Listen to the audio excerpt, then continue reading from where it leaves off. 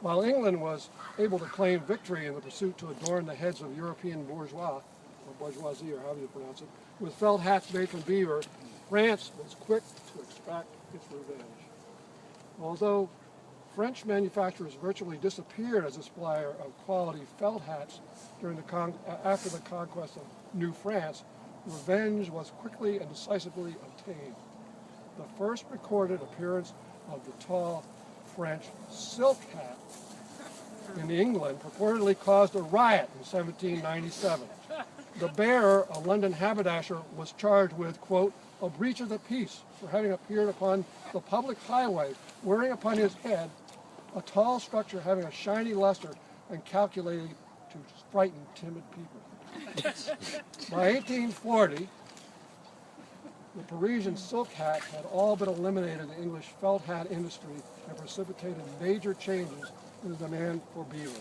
So what saved the beaver wasn't good conservation, it was the silk hat.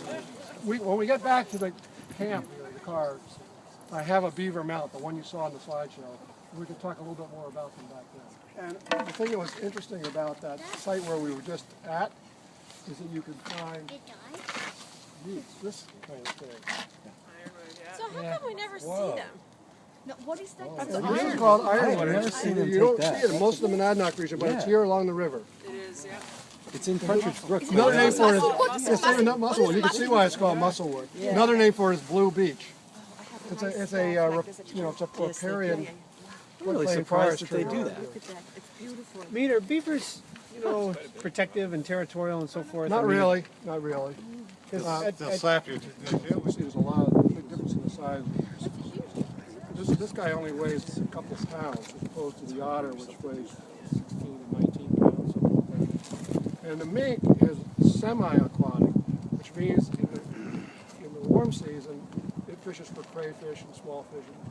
Both these guys, you never think about it because you never, both of them like large aquatic insects. So the larval stages of dragonflies and all that. Perfect moving moment, and I forgot. But then at this time of year, you see mink going overland quite a bit because February is the mating season for mink, and one thing. And in the wintertime, they're eating small rodents, mice or shrews, well, not shrews, no rodent, mice, voles, small squirrels, red squirrels, things like that. Now, don't they live under the banks just where you showed us where the You beavers can live? see them there in the warm season, and maybe even now, okay. this time, kind of winter we're having now. But you can also see them overland. Now, I have pictures of mink tracks going across the Harris Center doorstep. And that's because we have a bird feeder, muskrats. You know, And muskrats can't build dams. It was very nice to meet you, Mr. So they need the same kind of habitat that beavers like, but they can't make it. So they are relying quite a bit on beavers, inland anyway. Muskrat. The big one of these is 5 pounds. How did that one die? All these are roadkill. Everything you see here. Very closely related to a vole.